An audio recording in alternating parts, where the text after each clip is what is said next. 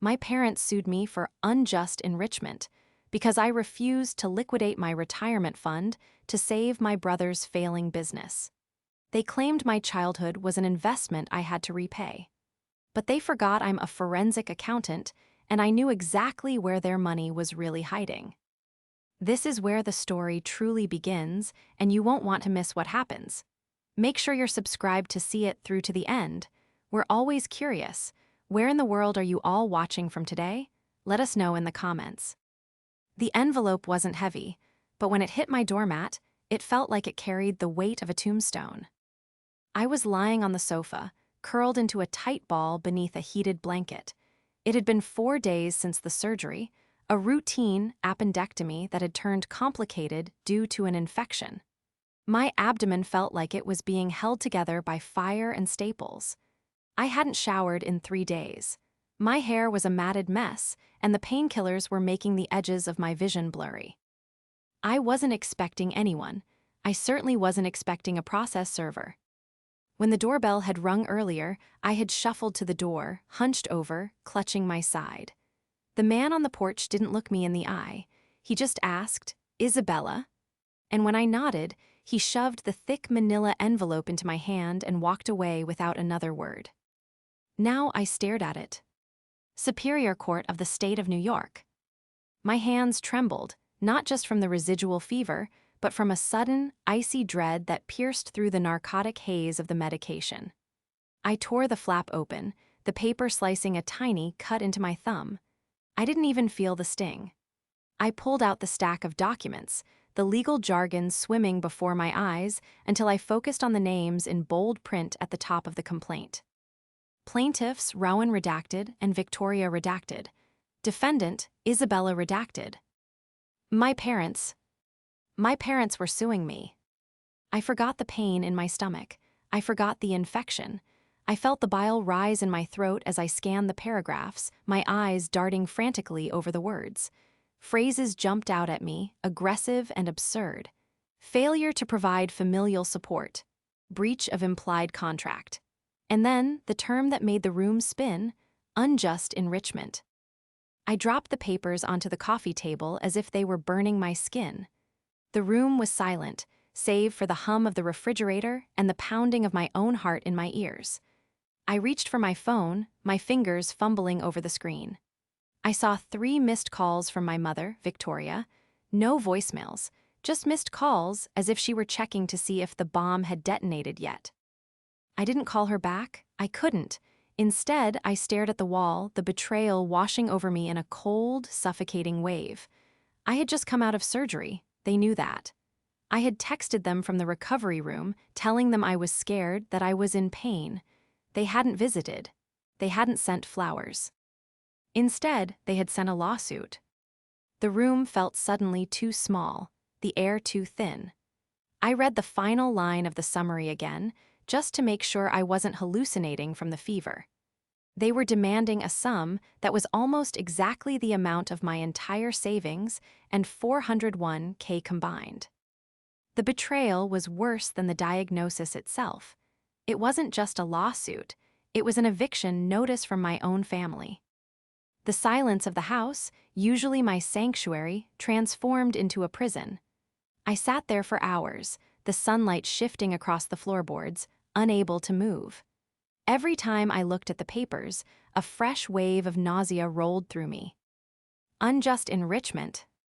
I whispered the words aloud, testing their weight. In the legal world, my world, where I worked as a forensic accountant, that term usually applied to business partners who stole trade secrets or contractors who took payment without doing the work. It meant someone had profited unfairly at another's expense. My parents were claiming that by raising me, by feeding me, clothing me, and housing me until I was 18, they had enriched me, and now that I was successful, they were entitled to a return on that investment. My phone buzzed again. This time it was a text from Luke. "Mom says you got the papers. Don't be dramatic, Bella. Just sign the settlement agreement and we can drop the court thing. I really need the capital by Friday." I stared at the screen, reading the message over and over until the pixels blurred. Don't be dramatic. capital by Friday. He spoke about my life savings, the money I had scraped together through 80-hour work weeks and sleepless nights during tax season, as if it were just a loose piles of cash I was hoarding for no reason. I forced myself to stand up, wincing as the stitches pulled tight against my skin. I needed water. I walked to the kitchen, filling a glass with shaking hands. I drank it down, trying to cool the burning in my chest. I remembered the last time I saw them 2 weeks ago. It was a Sunday dinner. I had been feeling the early twinges of appendicitis then, though I ignored it. Luke had been there, pacing the dining room, talking about his new venture, a luxury lifestyle consulting firm. He needed $100,000 for branding and initial overhead. I had told him no, gently at first, then firmly. Rowan, my father, had sat at the head of the table, cutting his steak with precise, surgical strokes. "Isabella," he had said, his voice smooth and terrifyingly calm, "you have the liquidity. Your brother has the vision. It's the duty of the strong to support the family." "It's not liquidity, Dad," I had argued. "It's my retirement. It's my emergency fund. I'm not an ATM." Victoria had just sipped her wine, looking at me with that disappointed, glossy stare she had perfected over 3 decades. "You've always been so selfish with your success, Isabella. We thought we raised you better." I hadn't realized then that the dinner wasn't a request. It was a final warning. I walked back to the living room and picked up the lawsuit again. I flipped to the section detailing their damages. They had itemized my childhood.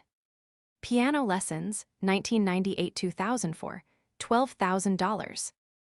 Orthodontics, 2001-2003, $6,500.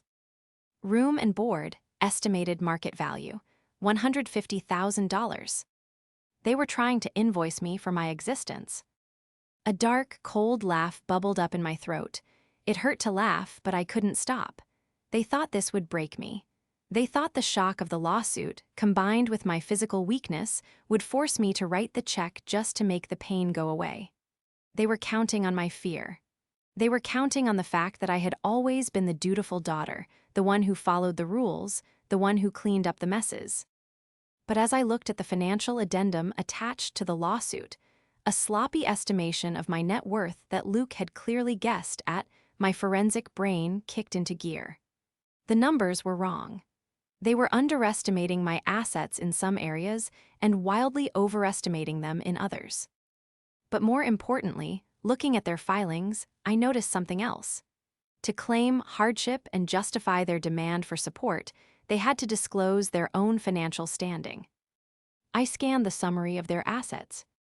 Real estate holdings, $0, primary residence transferred to trust. Liquid assets, $5,000. I frowned. That wasn't right.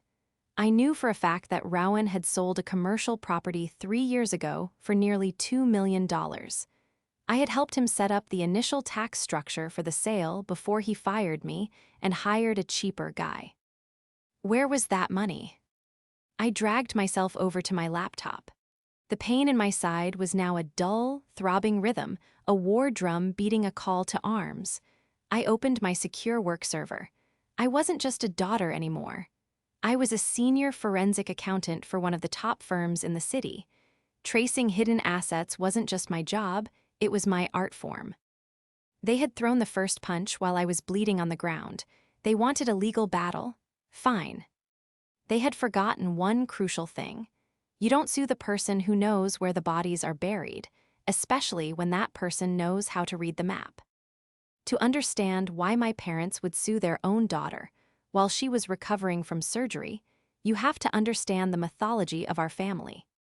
The mythology was simple. Luke was the sun, and the rest of us were just planets lucky enough to orbit him. From the day Luke was born, 4 years after me, he was the golden child. He was charming, I'll give him that. He had a smile that could melt butter and an ability to lie so convincingly that he often believed it himself. I was the responsible one. I was the one who studied. I was the one who got scholarships because Rowan and Victoria couldn't afford to send 2 kids to college, and they were saving the college fund for Luke. He needs the support, Isabella, my mother had told me when I was 17, holding my acceptance letter to a prestigious state university. You're smart, you'll figure it out. Luke, he's sensitive, he needs a safety net. So I figured it out. I worked 2 jobs. I took out loans.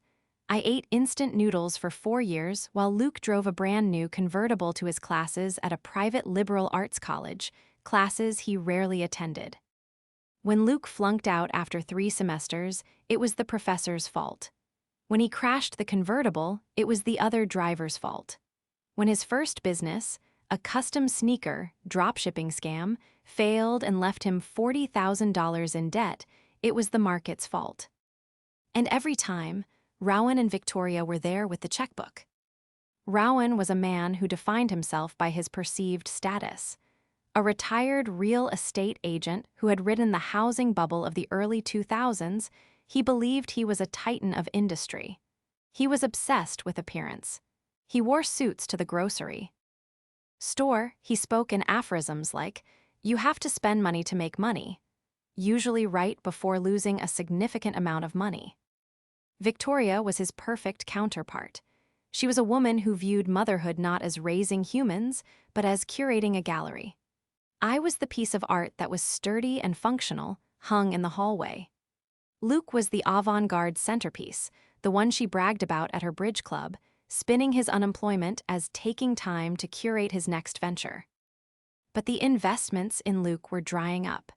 I knew Rowan's real estate days were long over. They were living off the principal of their savings, burning through it to keep up the appearance of wealth and to fund Luke's lifestyle.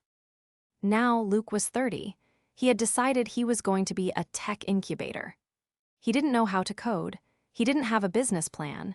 He just had a pitch deck he'd made on a free graphic design app and a demand for $150,000. "It's a sure thing, Bella," Luke had said during that disastrous dinner. "I just need the seed round.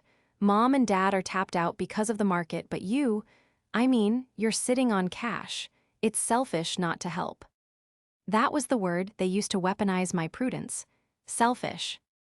I looked at the lawsuit again. The unjust enrichment claim wasn't just a legal strategy, it was their worldview manifest. In their eyes, my money was their money. They believed that because they had birthed me, they owned my output. I was a subsidiary of the parents and Luke Corporation, and I was withholding dividends. The doorbell rang again. This time, I checked the camera on my phone. It was Rowan. He was standing on my porch, looking immaculate in a navy blazer and slacks, checking his watch. He didn't look like a worried father visiting his sick daughter.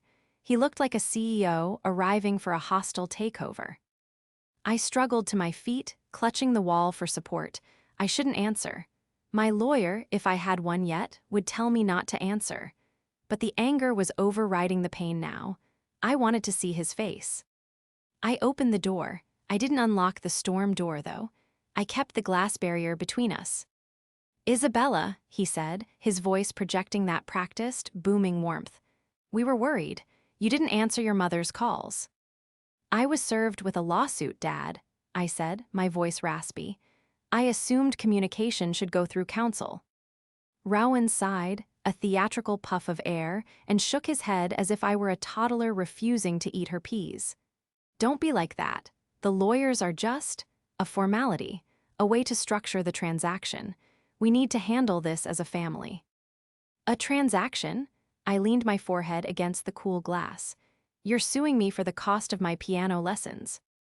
"We're asking for a return on our investment so we can help your brother," Rowan corrected, his eyes hardening slightly.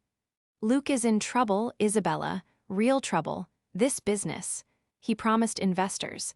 If he doesn't pay them back, there could be complications, legal ones. So you want me to pay for his fraud?" "It's not fraud," Rowan snapped, his composure cracking. "It's a bridge loan. Look, just sign the settlement. We drop the suit, you transfer the funds, and we all move on. You have plenty. Why are you hoarding it? Do you want to see your brother go to jail?" I looked at him, really looked at him. I saw the fear behind the arrogance. He wasn't just trying to fund a business. He was terrified. Luke had done something bad, and Rowan and Victoria were broke. They were trying to cannibalize me to feed the beast they had created. I just had surgery, Dad, I whispered. I'm in pain. Rowan looked at my midsection, then back at my eyes. For a second, I thought I saw a flicker of concern, but then he checked his watch again. I know, honey. That's why we wanted to make this easy. Just sign the papers. I have them right here in the car. I can notarize them myself. The realization hit me with the force of a physical blow. He didn't come to check on me. He came because he thought I was weak. He thought the pain meds and the fear would make me compliant. He was a vulture circling a wounded animal. Go away, I said. Isabella, be reasonable. Go away, Rowan, I said, using his first name for the first time in my life. And tell your lawyer to check his email on Monday, because I'm not just defending this suit, I'm auditing it. I slammed the heavy inner door and locked the deadbolt. My legs gave out, and I slid down to the floor, the wood hard against my back. I was done crying. I was done being the dutiful daughter. They wanted a forensic accounting of our relationship. They were going to get one. The next 3 days were a blur of antibiotic schedules, ice packs, and the glow of 3 monitors illuminating my dark living room. I didn't go back to the office, but I didn't rest either. I couldn't. The anger had calcified into a cold, hard resolve that served as a better killer than the Percocet. My lawyer, a sharp-edged woman named Sarah whom I'd worked with on several fraud cases, had been incredulous when I sent her the filing. Isabella, this is insane, she had said over the phone. Unjust enrichment for raising a child? No judge in New York will entertain this. It's a nuisance suit. We can get it dismissed. No, I had replied, adjusting the heating pad against my side. Don't dismiss it yet. They submitted a sworn financial affidavit claiming poverty to get the filing fees waived and to fast-track the hardship claim. I want to see that affidavit. Bella, if you let this proceed to discovery, it's going to cost you money, Sarah warned.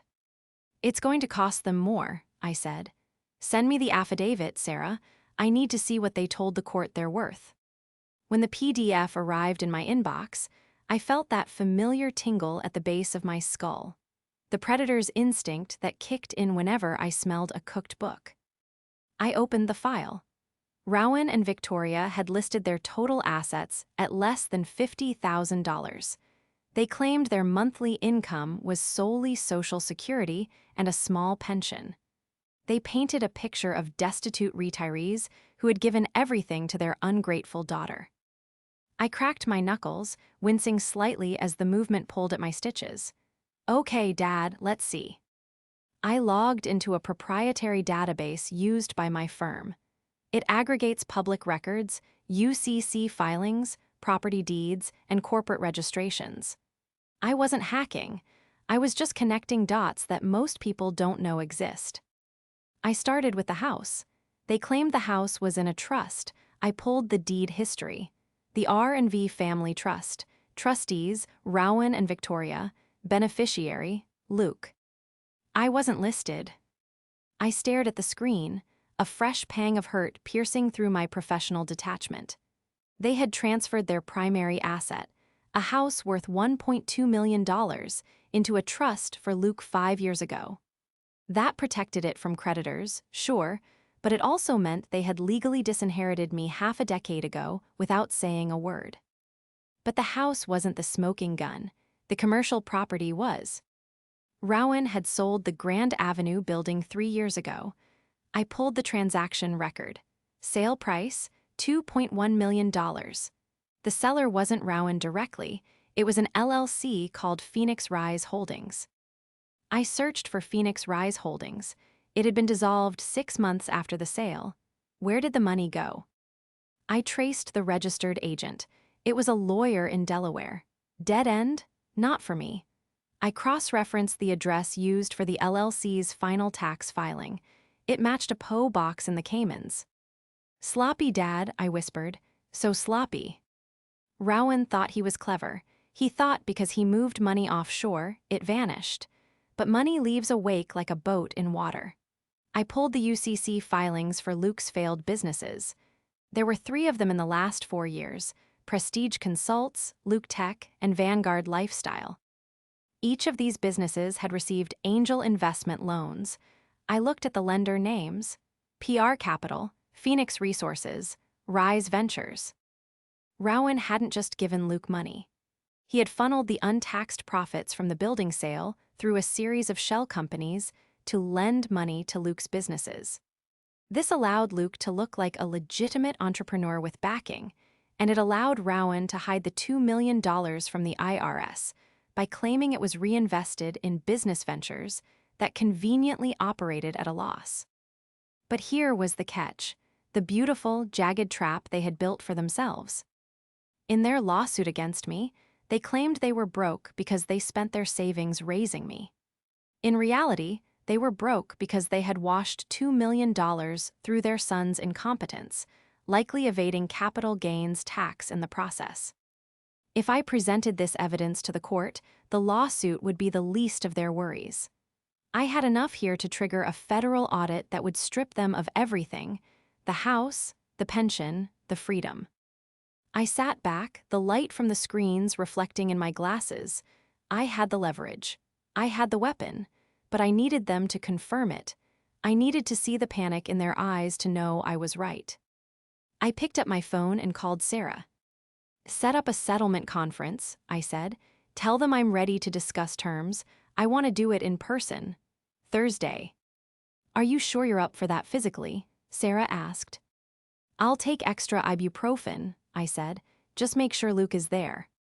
The conference room at Sarah's firm was all glass and polished mahogany, designed to intimidate. I arrived 20 minutes early. I wore my best charcoal suit, though the waistband was uncomfortably tight against my healing incisions. I had used concealer to hide the dark circles under my eyes. I looked impeccable. I looked like a shark. When my family arrived, the contrast was staggering. Rowan strode in wearing a suit that was 10 years out. Of style but expensive, a gold watch glinting on his wrist. Victoria was in cashmere, clutching a designer handbag that I knew cost more than my first car. And Luke looked like he was attending a brunch. He wore ripped designer jeans, a blazer over a t-shirt, and sunglasses that he didn't remove until he sat down. They didn't look at me. They looked at the view of the skyline. "Let's make this quick," Luke said, leaning back in the leather chair and putting his feet on the base of the table. "I have a meeting with a developer at 3. "Get your feet down, Luke," I said, my voice low and flat. He smirked, but he moved them. "Feisty, I guess the surgery didn't humble you." Rowan cleared his throat, placing a folder on the table. "We're glad you came to your senses, Isabella. This lawsuit? It's unpleasant business. But fairness is fairness. We calculated the adjusted inflation on the expenses we incurred for you. We're willing to settle for a flat $300,000. That creates a clean break." $300,000. It was almost exactly the amount I had in my brokerage account. Luke must have snooped through my mail years ago or guessed based on my job title. Sarah, my lawyer, opened her mouth to speak, but I silenced her with a raised hand. I needed to do this. "Fairness," I repeated. I looked at Victoria. "Mom, do you agree with this? You think I owe you $300,000 for raising me?"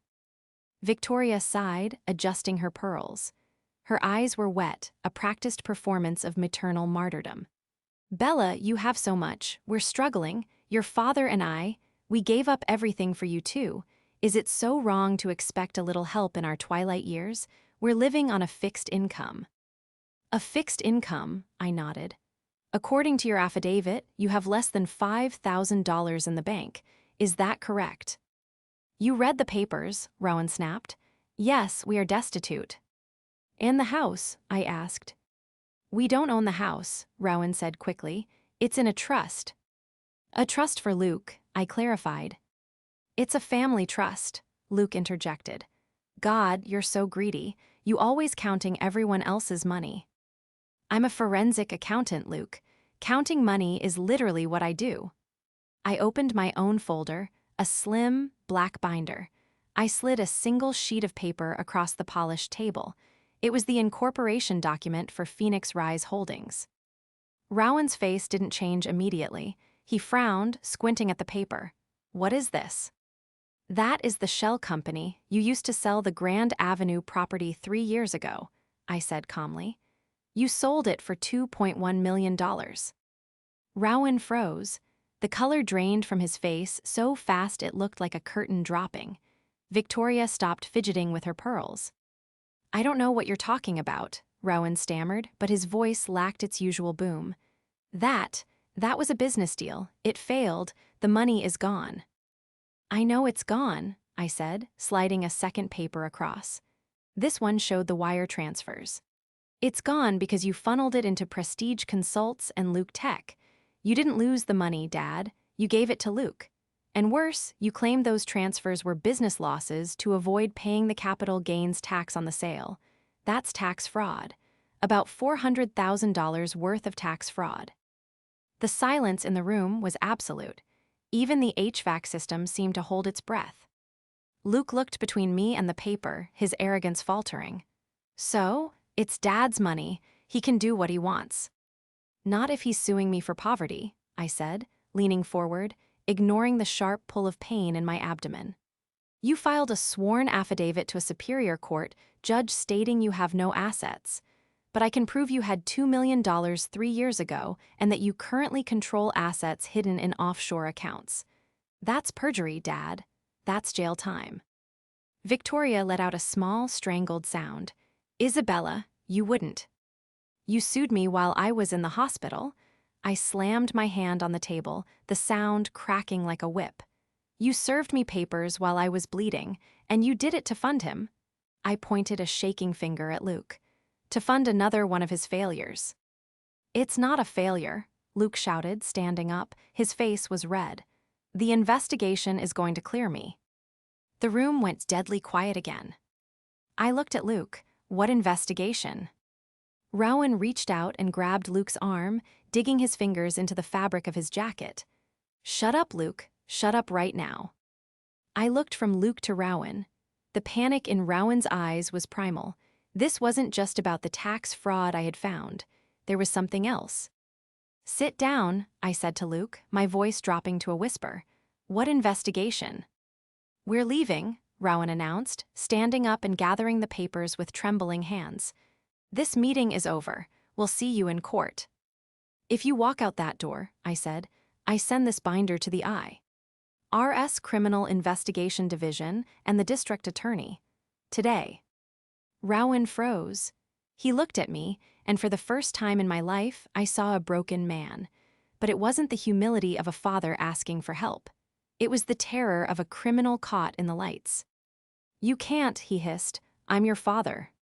Then tell me the truth, I demanded. Why do you need $300,000 by Friday? The tax fraud is old news. What is happening now? The standoff lasted for a minute, but it felt like an hour.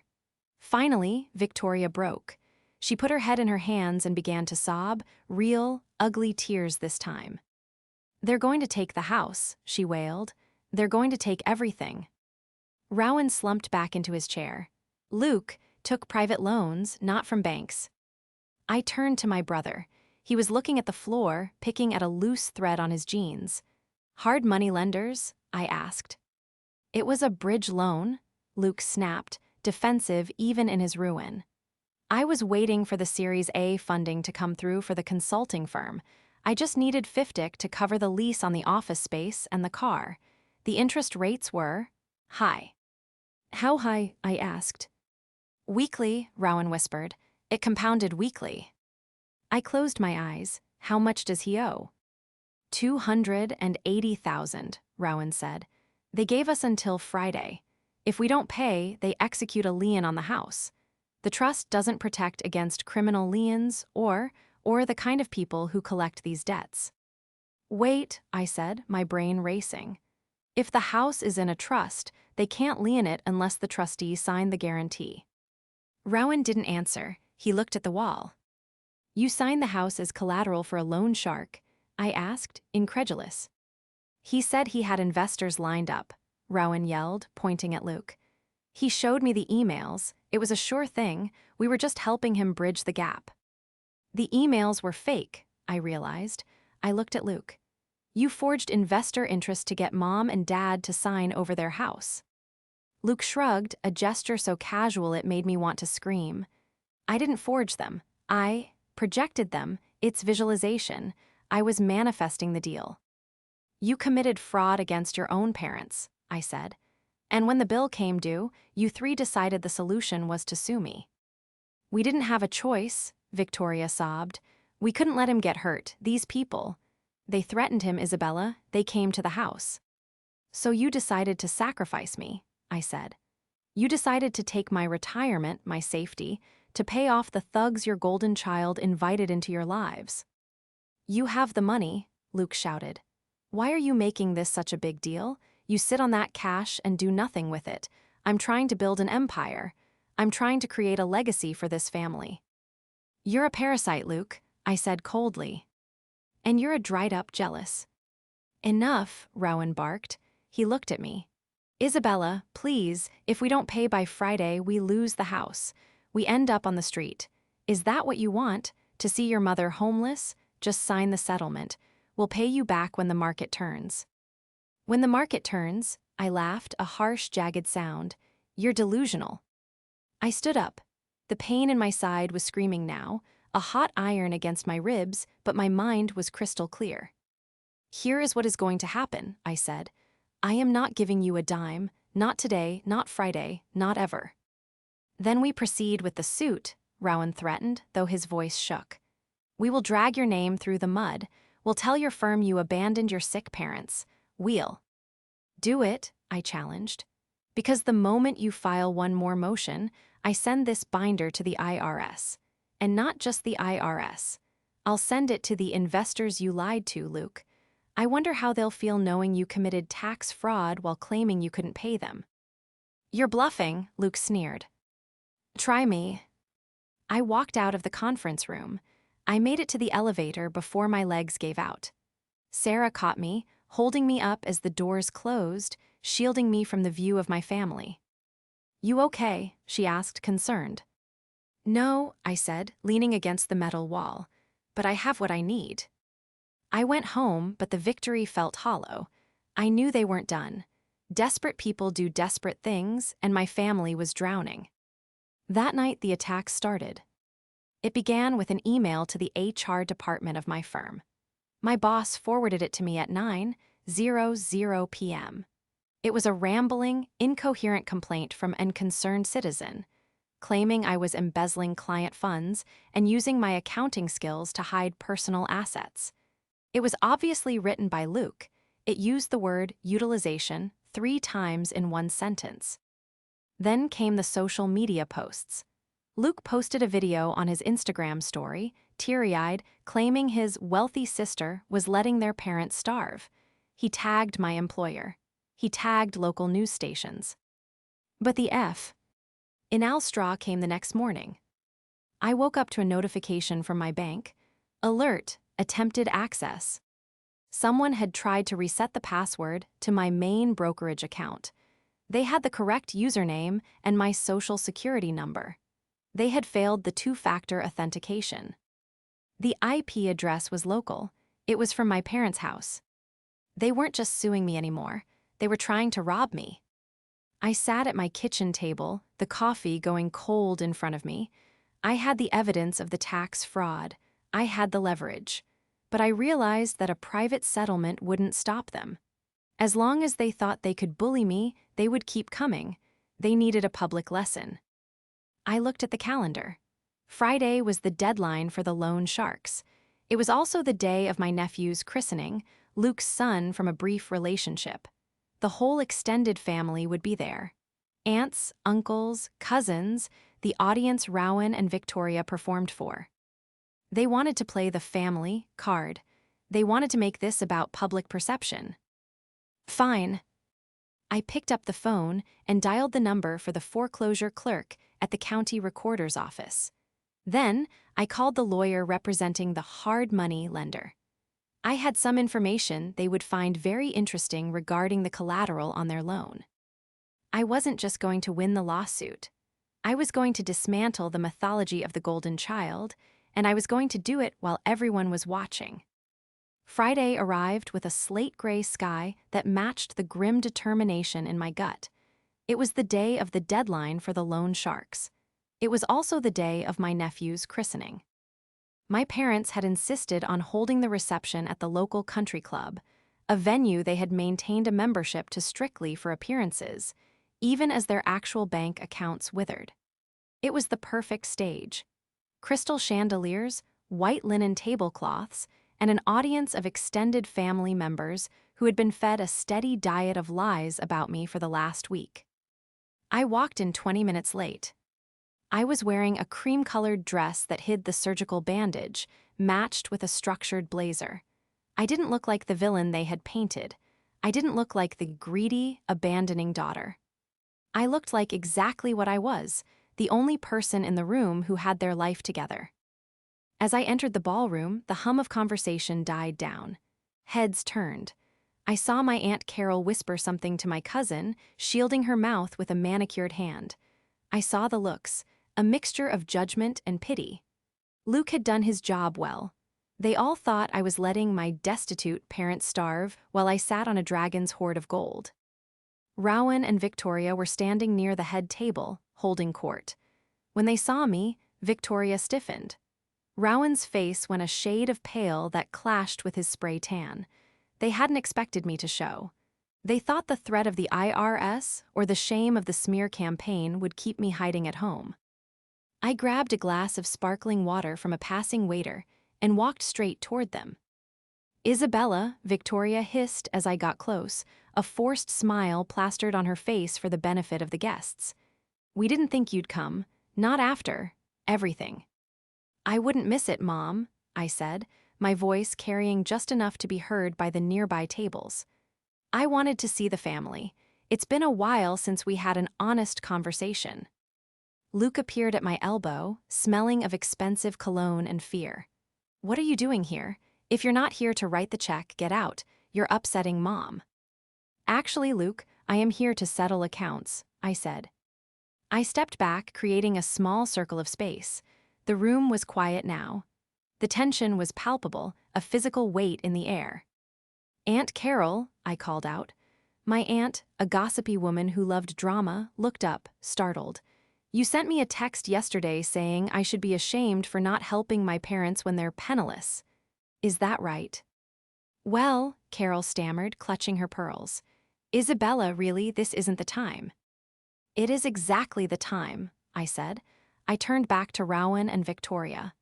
"Because everyone here thinks I'm being sued because I'm selfish. But they don't know the real reason you sued me, do they, Dad?" "Isabella, stop," Rowan warned, his voice shaking. "Don't do this." I reached into my bag and pulled out the black binder. I didn't hand it to them. I held it up.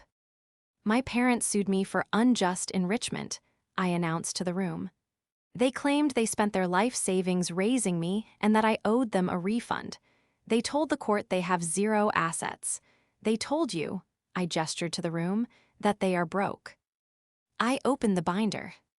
"But here is a transfer record from the Cayman Islands," I read, my voice steady and cold. 3 years ago, Rowan and Victoria sold the Grand Avenue commercial building for $2.1 million. They didn't pay Zess on it. Instead, they hid it in offshore accounts to fund Luke's businesses. A gasp rippled through the room. I saw my Uncle Mike, a tax attorney, squinting at me, his interest piqued. "That's a lie," Luke shouted. "She's lying, she's mentally unstable. It's the medication from the surgery." "Is it?" I pulled out the next document. "This is the affidavit from the loan shark you borrowed $280,000 from, Luke. The one you signed using the house that belongs to the trust, as collateral." I looked at Victoria. "You didn't sue me because you were poor, Mom. You sued me because you needed quick cash to pay off the criminals Luke got involved with. You tried to rob your daughter to pay for your son's mistakes. Again." "Get her out of here," Rowan yelled, looking around for security. "She's making a scene." But nobody moved.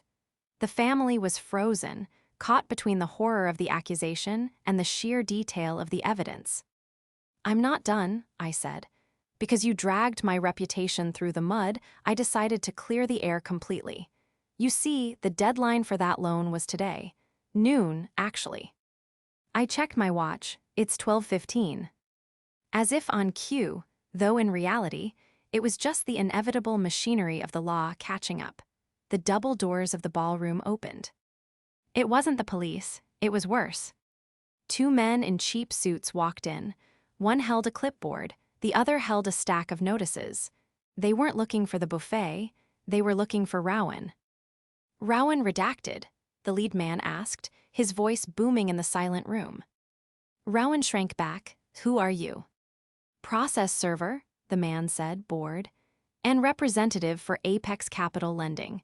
We have a default judgment and an order of possession for the property located at parent's address. You have 48 hours to vacate the premises. He shoved the papers into Rowan's chest. And, the man added, looking at a second paper, I have a summons for Luke redacted for fraud and theft by deception. The silence in the room was shattered by Victoria's wail. She collapsed into a chair, knocking over a flute of champagne. The glass shattered, the sound echoing like a gunshot. You did this, Luke screamed at me, his face purple. You called them, you tipped them off. I didn't have to call them, Luke, I said, my voice calm amidst the chaos. You signed the contract. You missed the payment. I just made sure the IRS knew about the $2 million in the Caymans so they could freeze the rest of the assets before you gave that to the loan sharks too. I looked at the extended family, who were now staring at Rowan and Victoria with expressions of horror and disgust. The facade was gone. The perfect family was revealed to be a hollow shell of fraud and favoritism. I won't be funding the bailout, I said to Rowan, who was staring at the eviction notice in his hands shaking uncontrollably. I'm the unjust enrichment, remember? I'm the investment that didn't pay out. I turned on my heel. My side ached, my head pounded, but my heart felt lighter than it had in 20 years. Enjoy the reception, I said. And I walked out, leaving them in the ruins of the castle they had built on sand. The fallout was swift, brutal, and entirely public. By Monday, the unjust enrichment lawsuit against me had been voluntarily dismissed. Sarah, my lawyer, called me with the news, laughing in disbelief. Their lawyer withdrew. He said he couldn't represent them due to a conflict of interest, which is legal speak for, I found out my clients are committing active criminal fraud. I didn't laugh, I just felt a quiet, profound relief. Rowan and Victoria were evicted from the house on Sunday. I heard from Aunt Carol, who was suddenly very eager to apologize and bridge the gap, that the scene was chaotic. The lenders took everything that wasn't personal clothing. The furniture, the art, the piano I had learned to play on, it was all seized to cover the interest on Luke's debt. Because I had tipped off the IRS Criminal Investigation Division, the remaining funds in the Cayman accounts were frozen immediately. Rowan and Victoria weren't just homeless. They were facing a federal audit that would likely take years and cost them whatever legitimate retirement savings they had left. Luke didn't fare any better. The investors he had lied to weren't the forgiving type, but the district attorney was even less so. With the evidence I provided regarding his falsified loan applications and the embezzlement of the trust funds, he was indicted on 3 counts of wire fraud. He was currently out on bail, staying on a friend's couch, awaiting a trial that would almost certainly end in prison time. As for me, I took a month of leave from work. I didn't go on a lavish vacation. I stayed home, I healed. I spent the mornings sitting on my back porch, drinking coffee, listening to the birds, and feeling the strange sensation of silence. For my entire life, there had been a background noise of anxiety, the pressure to please them, the fear of their judgment, the need to protect myself from Luke's chaos. Now it was gone. I received a letter from Victoria about 3 weeks after the christening. It was handwritten, sent to my office because I had blocked their numbers and emails. It wasn't an apology. Isabella, I hope you're happy. We are staying in a motel. Your father's blood pressure is dangerous. How could you do this to your own flesh and blood? We only wanted what was best for the family. You have so much, and you destroyed us for nothing. I read it twice. Then I took out a lighter and burned it in my kitchen sink. They still didn't get it. They thought I had destroyed them. They couldn't see that they had destroyed themselves. I had just turned on the lights so everyone could see the wreckage. I used my forensic skills one last time to ensure my own financial fortress was impenetrable. I set up new trusts, changed every password, and retained a permanent restraining order against Luke, citing his threats and the attempted bank access. One afternoon, my phone rang. It was Uncle Mike. "Bella," he said, his voice gruff but kind. "I just wanted to say, I looked over the documents you showed at the party. You were right about all of it. I'm sorry we didn't see it sooner." "Thanks, Uncle Mike," I said. "Your aunt and I are having a barbecue next weekend," he offered. "No drama, just burgers and the kids. We'd love for you to come. Your parents aren't invited." I hesitated. The instinct to isolate, to protect myself from anyone sharing that DNA, was strong. But I realized that punishing the bystanders was what Rowan and Victoria would do. "I'd like that," I said. I hung up the phone and looked around my house. It was mine. Every brick, every beam, every piece of furniture was paid for by my work, my sacrifice, my resilience. I had been raised to be a support beam for a crumbling structure. But I had walked away, and while they collapsed, I was still standing. I wasn't the golden child. I was something better. I was free.